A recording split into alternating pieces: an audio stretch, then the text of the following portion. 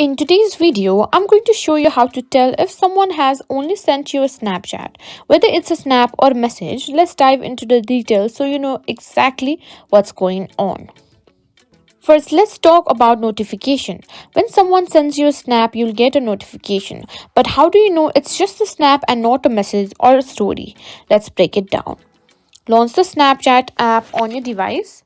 Tap on the chat button in the left corner. This will take you to your inbox.